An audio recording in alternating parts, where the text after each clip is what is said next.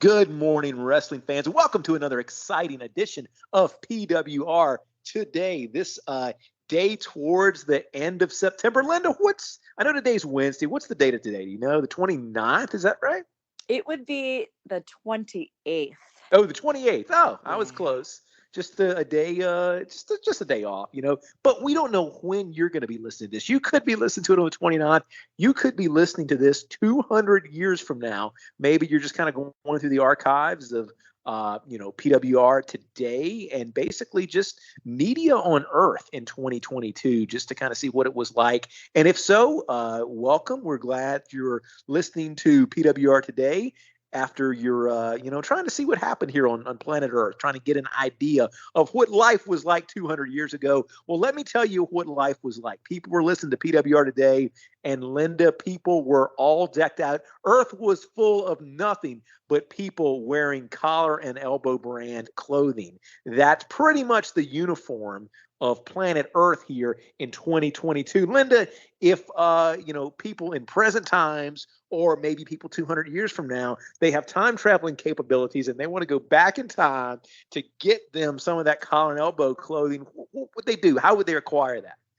Well, it would be around forever. This website, which is collarandelbowbrand.com, as you mentioned, you would be forever sporting the latest and greatest in wrestling, street fashions, and comfortable attire that will last the next 200 years. So when you're listening to this 200 years from now, September 28th, 2222, you would have reminisced about how you saved 10% off your order at collarandelbowbrand.com by using promo code Linda K. That's LINDAKAY.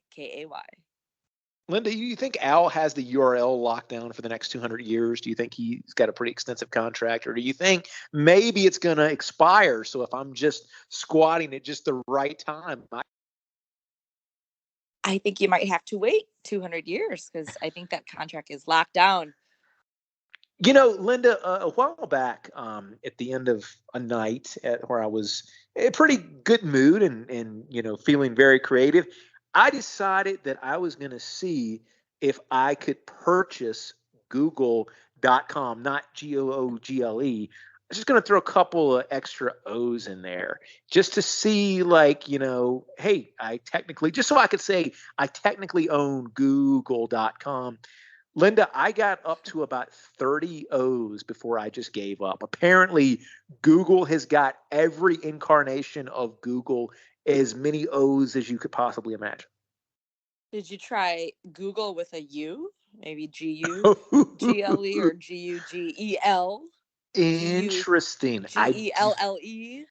I did not. As soon as we're off the air this morning, I think that's what I'm going to do. I'm going to see if I can be perhaps the owner of Google.com.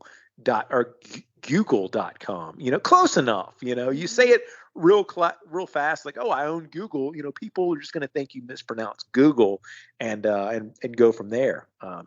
But apparently, Linda, there has been not mispronunciations, outright lies and fabrications, according to one Malachi/Alistair Black.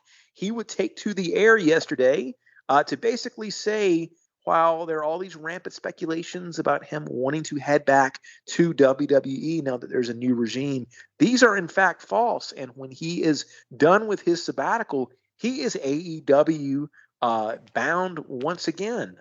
Now, that's a name that has been speculated a lot with the White Rabbit teaser, but Black apparently taking to the airwaves to denounce a lot of the rumors from dirtycheats.com.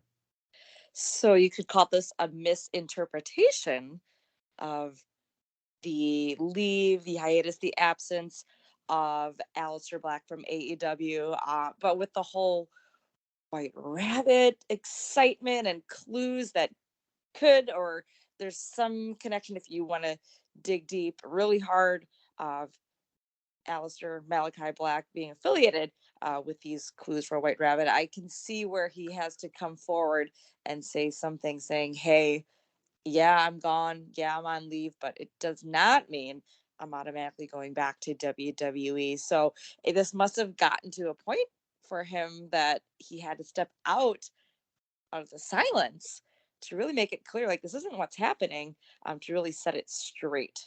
So don't know how long this absence will be, but he's making it clear, everyone, he's not affiliated with the White Rabbit speculations or anything else WWE right now. Linda, we also have one other piece of news this morning coming out of the Denver, Colorado area. There has apparently been issues as of late, starting on Monday night, with viewers of WWE live programming receiving a West Coast feed of the USA Network, which has enabled various viewers to not watch live WWE programming, but watch about 3 hours of Law and Order. However, apparently this problem has been remedied by the Xfinity app, which still enables people to watch live WWE programming. One such viewer, Linda, had to unplug his Google Chromecast from his bathroom TV and plug it into the living room TV to cast from his phone in order to stay current on WWE programming, so he could bring listeners his recap and his summary of WWE programming. I mean, what lengths people go to watch this wonderful programming provided by WWE. Are you telling me you had to pull up the Google Chrome apparatus? You got to let me know which one it is, because I think you are speaking of yourself. Well, this is, the reports. I'm a journalist, and I can't necessarily disclose all of my my sources. Well, there goes the misinterpretation of what I heard. That's exactly. That's kind of what's been happening a lot here, making these news roundups. But yeah, so it's an ongoing story. We are investigating why us fine folk in the Mountain Time Zone all of a sudden can't watch live WWE programming on the USA Network. Now, this has been the case with previous cable providers in the area, but Xfinity was always, the live WWE programming East Coast feed, if you will, but this has not been the case as of late. So you find listeners here in the Rocky Mountain time zone, I can certainly empathize with what you're going through, and have it known that I am on this case. I'm going to follow this White Rabbit wherever it goes, even if I have to walk into I'm not too far away from like a major a major headquarters, I think, of Xfinity. I may have to just walk in there myself and try to get to the bottom of what's going on. But we will keep you abreast of that situation, and basically let you know by the minute news coverage here of what's going on with USA in the Rocky Mountains. Well, I'll tell you what went on last night, Linda. It was NXT, not 2.0 anymore, but just NXT on our television screens or mobile devices. The show would kick off. 3 people in the ring. We had Dragunov, JD McDonough, and Braun Breaker. Now, I believe it was McDonough who bestowed a wonderful comment on Breaker, calling him a very name that we often say with much love and compassion. I think he called him Meathead, correct? Yes, this was not the first time we heard Meathead on NXT programming. Was it also JD McDonough calling Braun Breaker or Meathead, or was it somebody else? Because I believe it was someone calling Braun Breaker or Meathead. Yeah, no, I think it was McDonough. I think McDonough had called him that earlier, or was it Grayson Waller? It was somebody who called Breaker that. Breaker was involved. I just can't remember who called him that. Or maybe they were summoning the man they call Meathead to get down there in Orlando. Maybe so.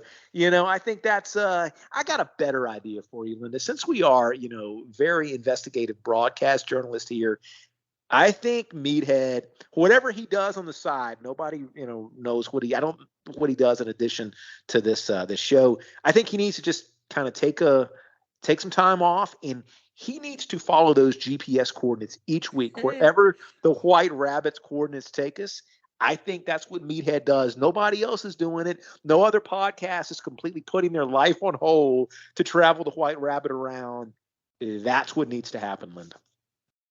Yes, well, let's see how far you get in that conversation with Meathead tomorrow morning. Absolutely. Well, these three had some discourse in the ring that would ultimately lead to Breaker using math, much like his father. And he said, if they have a triple threat match, there's going to be a 33 and a third chance that each person can win. And I like fairness, and I think Joe Gacy would probably agree with me. But looks like it is set: Breaker, McDonough, and Dragunov triple threat for Halloween Havoc. Linda, is this where we finally see Breaker lose that title? If we want to look at it as the passing of the torch, sure, but I just feel like that would have happened at the previous. I combined previous and premium at the previous premium live event. Which, by the way, I thought Halloween Havoc was going to be a televised special on a Tuesday. It's going to be on a Saturday night, October 22nd. So there's some possible draft points if we have anybody from NXT on our rosters. But back to the matter at hand, I loved how Braun Breaker brought up the facts, said, hey, I'm the NXT champion, looks at JD and says, you're the number one contender, and looks at Dragunov and says, you never lost your title. Makes sense to make this a triple threat. So that is one exciting match to see. Yeah, Linda, I just want to say, Breaker in the ring with McDonough and Dragunov, it makes me think this might be where he loses that title, just because I see this and I see, it's a hybrid NXT UK, NXT right now, but I just can't help but wonder if they're going to try to bring a little bit of that NXT UK action that people may have missed out on to regular NXT. And I think this might be where it happens. The other question is, we've been saying that for a while about Mandy Rose, who was up in our first match. Mandy Rose going up against Fallon Henley. I think these two matched up very, very well together. It was Mandy Rose that would pick up the win to give her some momentum against Alba Fire, who we saw in a vignette last night. But Linda, your thoughts on this match and the next step in Mandy Rose and Fire? Well, even though Mandy Rose won, I think this was a showcase for Fallon Henley. As you mentioned, they did match up very well, very physical. The match went longer than I thought it was going to. I'm a fan of Fallon Henley, and I think this match really showed, not just to me, but I think to many of the WWE and NXT universe there on site, the extent, the caliber, if you will, of her abilities there down at NXT. But I know that this does lead to something more between Alba Fire and with Mandy Rose, as we know that is Mandy's next opponent for the title. But regardless, Mandy won, still looking strong as ever. And, while she says she's ready for Alba Fire, there's just something different about Alba than other previous competitors that Mandy has faced, and that being the fire. We saw it later on too. It's just an added element that could help Alba Fire pull some, not so much shenanigans. Doesn't mean that she's cheating, but we do or have seen some superpowers or premonitions down at NXT. So this could be something to her advantage. Well, not only that, we saw a return of a fireball on SmackDown last week. So that we haven't seen in quite a while. So maybe that's, maybe WWE's, they're not quite going AEW blading territory, but maybe I'll throw a little bit of fire in there. So we shall see. Next up was Wesley taking on Tony D'Angelo, a qualifying match for the North American title ladder match. Scary end of this, Linda. Tony D'Angelo seemingly injuring his knee. Wesley with the victory after Tony D'Angelo could not continue, and Wesley looking very concerned as well. Yes, very unfortunate to see that. I feel that Wes was going to advance anyway. This is just me paying attention to them coming back from the pre-tape, and there wasn't a mention of, we hope Tony D'Angelo's okay. It was just like Wesley advancing. Yeah. However, if this is something serious, you saw it in Wesley's face that, man, this wasn't supposed to happen, or I actually, do care about the guy, even though I was facing him. But hopefully Tony D is okay. he is definitely a rising star in NXT. So I would hope to, or I would hate, excuse me, to see a halt on that due to injury. Linda, next up was what I think was one of the highlights of NXT this entire year. If you're listening to this program and maybe you didn't watch the show last night, I implore you, go check it out.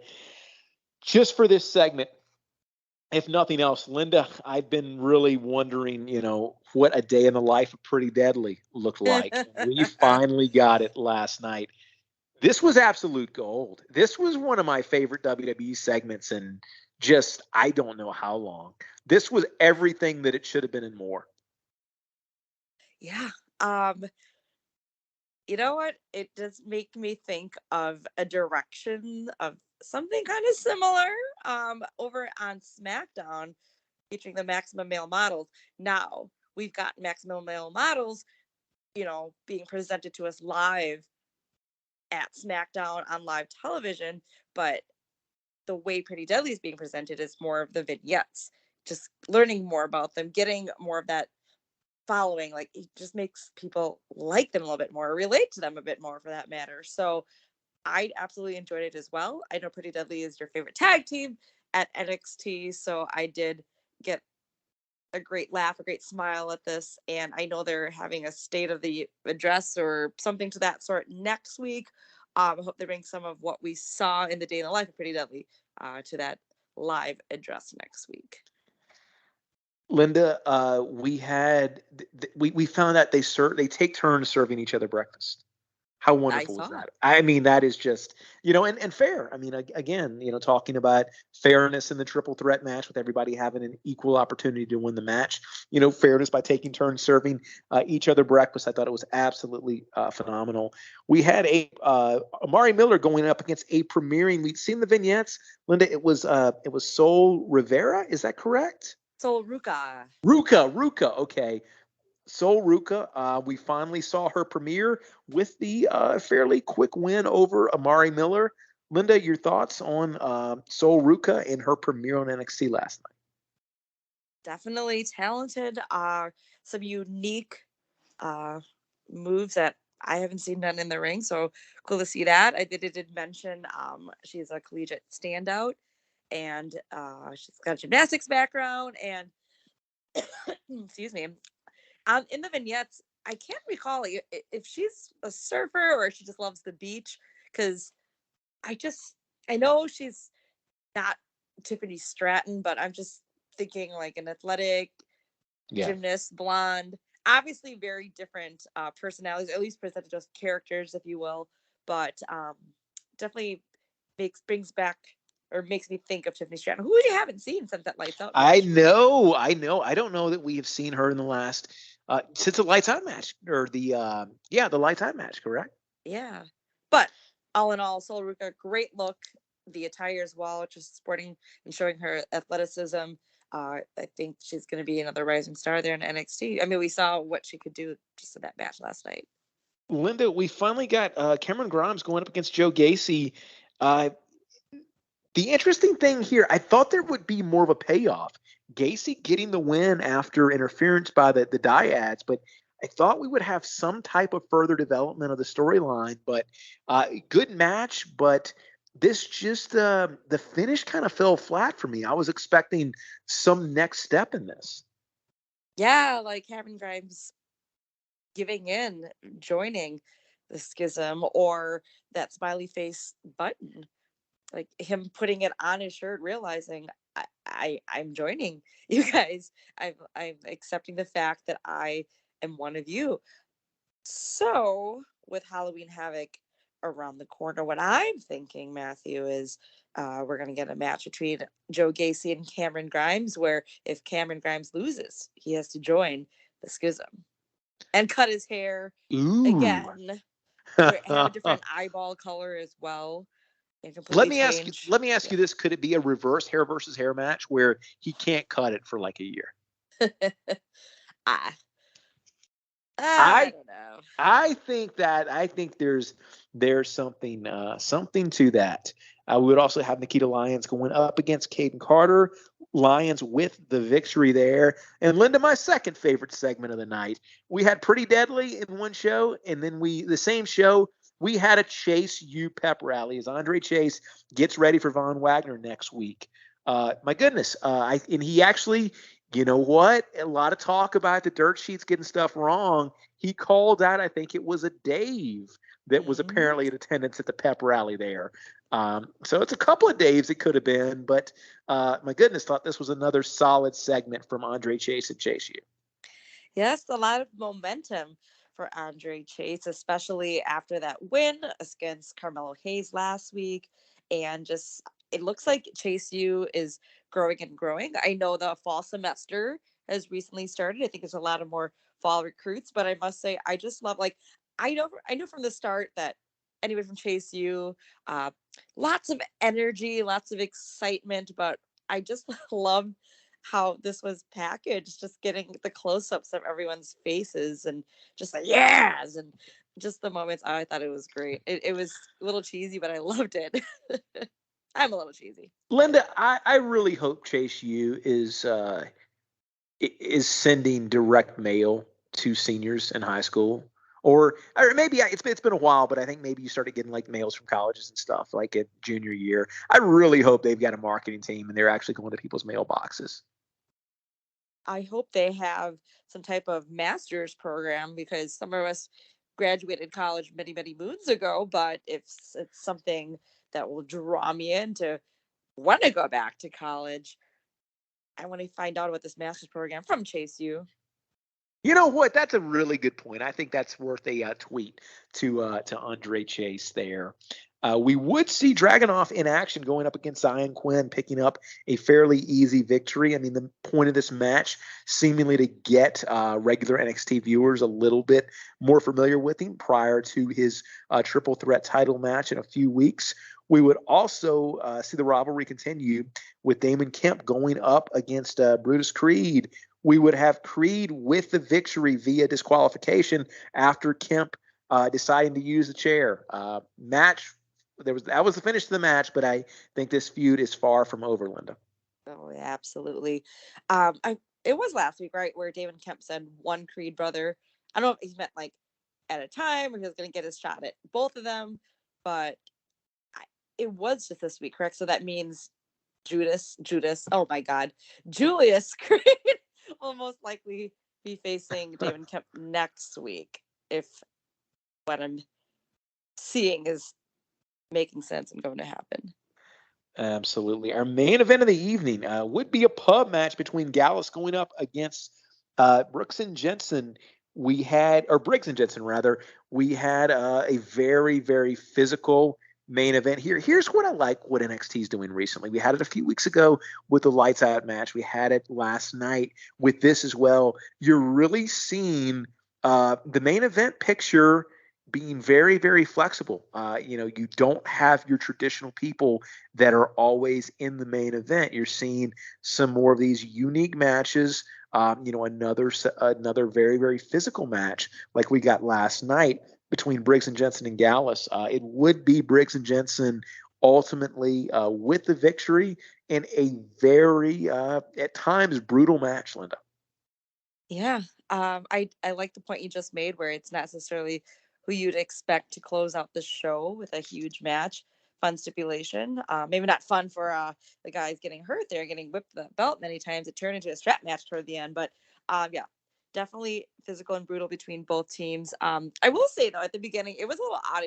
It started off a bit slow for me for this being a bar brawl, and you just kept hearing the audience chanting beer, beer, beer. I don't think we ever got the beer unless I completely missed that or if I missed it in picture, but we did get a mug or a stein. I believe it was an actual beer stein getting smashed over one of the guys from Gallus. So there was some use there of some typical bar room objects. We did get the tables broken as well, and it's obvious with the arrests made at the end of NXT that the feud between the two of them is not over. You just got to wait for some people to get out of jail, and that often actually happens with a legitimate bar fight. So NXT trying to be true to form. Yeah. Well, Linda, much like NXT, we like to rotate the main event around here. So make sure you join us tomorrow morning where you see a man who was name checked on NXT last night. The man they call Meathead will join me reviewing AEW Dynamite from Wednesday. So for Linda Kay, this is Matthew Thomas, and we will talk to you tomorrow morning.